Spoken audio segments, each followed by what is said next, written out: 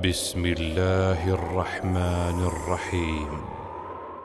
روز مرد به نزد رسول الله صلی الله علیه و سلم می آید و می گوید: یا رسول الله اینی ارید سفرا فزودنی. می گوید: ای رسول الله، یا رسول الله، من نیت سفر دارم، برای من توشه بدهید، برای من یک وصیت یا نصیحت کنید. رسول الله صلی الله علیه و سلم برایش می گویند: زودک الله التقوی. الله توشه تو را تقوا گرداند. بله، هر یکی ما و شما این دنیا که برای ما و شما یک رحلت است، یک سفر است، نیاز به تقوا داریم. الله حق سبحانه و تعالی هر یکی ما و شما را از جمله متقیان، از جمله پرهیزگاران و خدا ترسان بگرداند. رسول الله صلی الله علیه و سلم برایش میگویند: زودک الله التقوی. توشه تو همیشه تقوا باد، توشه تو پرهیز باد، پرهیزگاری باد، توشه تو خدا ترسی باد. هر کجایی که هستی، هر کجایی که سفر میکنی، هر کجایی که روانه میشوی، همیشه تقوا توشه تو باد. تقوا این یک چیزی است که در معنای آن علما یک چند چیزها گفتند. یکی از بهترین آنها چنین میگویند: التقوى الا یفتقدک حیث امرک و الا یجدک حیث نهاک. یعنی چیست؟ یعنی تقوا این است که خداوند چیزی را امر کرد، همیشه تو را در اجرای آن ببیند و هر آن چیزی که خداوند تو را از آن نهی کرده است، از آن منع کرده است، هرگز تو را در همون حالت نبیند. این است تقوا. یا چنانه که از ابو هریره رضی الله عنه روایت شده است، مرد میپرسد: یا ابا هریره ما هی التقوا؟ ای ابو هریره، ای دوستی پیامبر صلی الله علیه و سلم، تقوا چیست؟ میگویند: هل مشیت فی طریق شوک؟ آیا بارش شده است که تو در راه پر از خار راه گشته ای؟ میگوید: بله. میپرسند: چگونه راه گشتی؟ چگونه از همون راهی که پر از خار است گذشتی؟ میگوید: شمرت و مشیت فی حذر. لباسهایم را برداشتم و بسیار با حذرناک از آنجا گذشتم.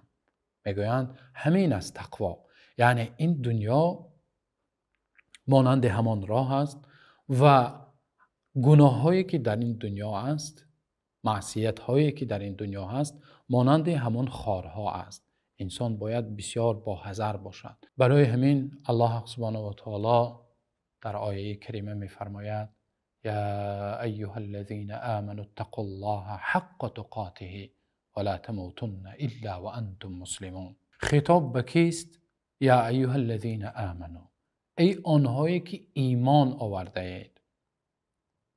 و از عبدالله بن مسعود رضی الله عنه روایت شده است که میگویند: وقتی ندای پروردگار را میشنوی با یا ایها الذین آمنوا، ای آنهایی که ایمان آورده اید، همین ندا را میشنوی بسیار اهمیت بده، برای اینکه وقتی خداوند گفت ای آنهایی که ایمان آورده اند، تو را خطاب کرد ای مؤمن، یا یک فایده بزرگ برایت هست یا یگان ضرر بسیار جدی هست که باید تو از آن پرهیز کنی. خداوند ما و شما را، اهل ایمان را خطاب کرده، میگوید: یا ایها الذین آمنوا اتقوا الله حق تقاته.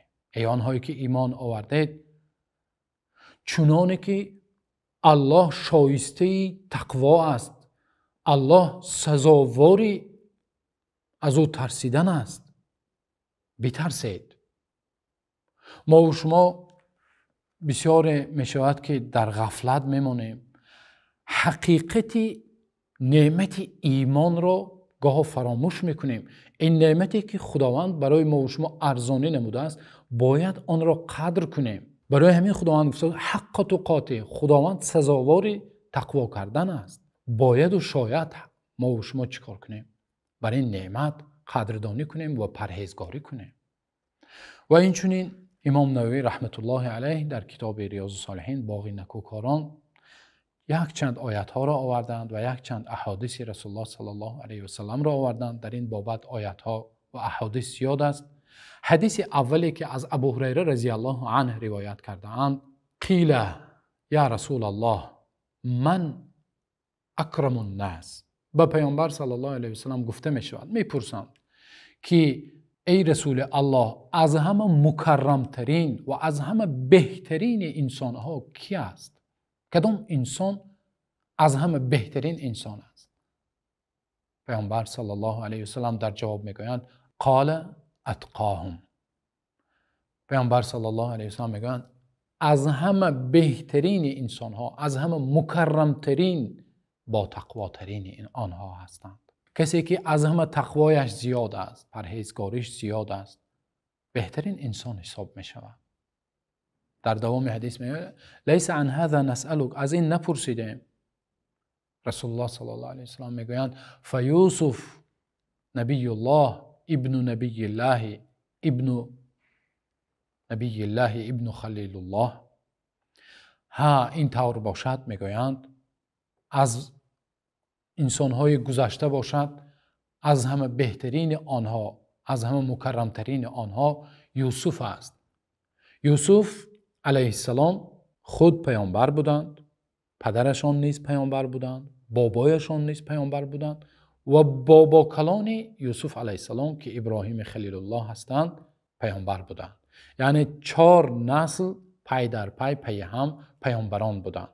یوسف علیه السلام، ابن یعقوب علیه السلام، ابن اسحاق علیه السلام، ابن ابراهیم خلیل الله علیه السلام. میگن لیس عن هذا نسألک، میگن نه از این هم نپرسیدیم. پیامبر صلی الله علیه و سلم میگن فعن معادن العرب، از معدنهای عرب پرسیدید، از سلاله عرب پرسیدید. خیارهم فی الجاهلیه خیارهم فی الاسلام اذا فقهوا. پیامبر صلی الله علیه و سلم میگن اگر از سلاله عرب پرسید، بهترین آنها در جاهلیت، بهترین آنها در اسلام هستند. شرطش چی است؟ اذا فقهوا، به شرطی که اگر اسلام را خوب درک کنند، حقیقت اسلام را خوب بفهمند. وقتی اسلام را خوب درک میکنند، انسانی که در جاهلیت بهترین بود، صفاتهای بهترین را داشت، وقتی اسلام را میپذیرد و اسلام را قبول میکنند، بهترین انسان حسابیده میشود. چقدر صحابه ها بودند، اکثریت صحابه ها همین گونه بودند. ابو بکر صدیق رضی الله عنه یکی از بهترین انسان ها بود در جاهلیت پیش از اسلام. وقتی اسلام را قبول میکنند و اسلام را خوب درک میکنند، یکی از بهترین ها میشوند. ابو بکر صدیق رضی الله عنه. البته انسان وقتی تقوا را توشه خود میگیرد، انسان متقی میشود، الله سبحانه و تعالی ثمره های تقوا را ببیند. الله سبحانه و تعالی برای انسان متقی، برای انسان خداترس، هم در این دنیا و هم در آخرت بهترین چیزها را وعده نموده است. ببینید در این دنیا الله سبحانه و تعالی میگوید و من یتق الله یجعل له مخرجا و یرزقه من حیث لا یحتسب.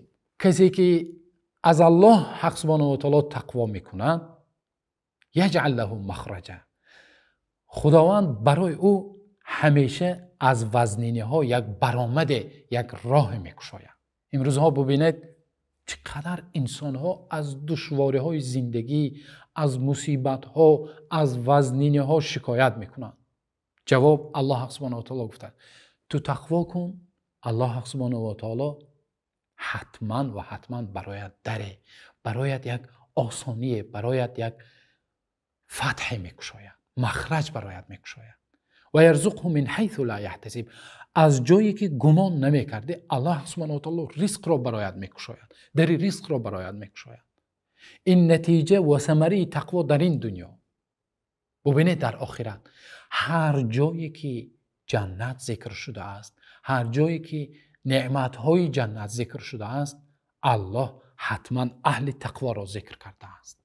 ان المتقین فی جنات و نهر فی مقعد صدق عند ملیک مقتدر.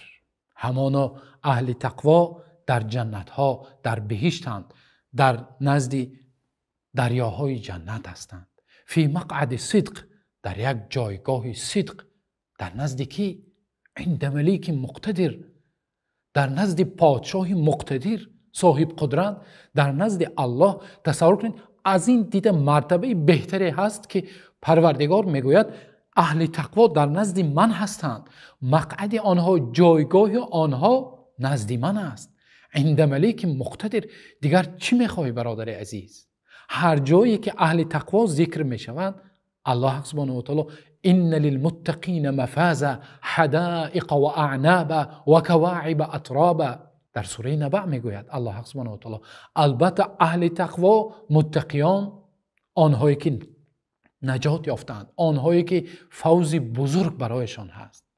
مفازا و حدائق و اعنابا، برایشان باغها است، برایشان میوه های جنت است. هر ناز و نعمت و هر چیزی که بهشت ذکر می شود، همه آن برای اهل تقوا می شود. الله سبحانه و تعالی ما و شما را از اهل تقوا بگرداند و هر آن چیزی که خداوند برای اهل تقوا، برای پرهیزگاران، برای خدا ترسان وعده کرده است، الله سبحانه و تعالی هم در این دنیا و هم در آخرت ما و شما را نصیب دار گرداند. و السلام علیکم و رحمت الله و برکاته.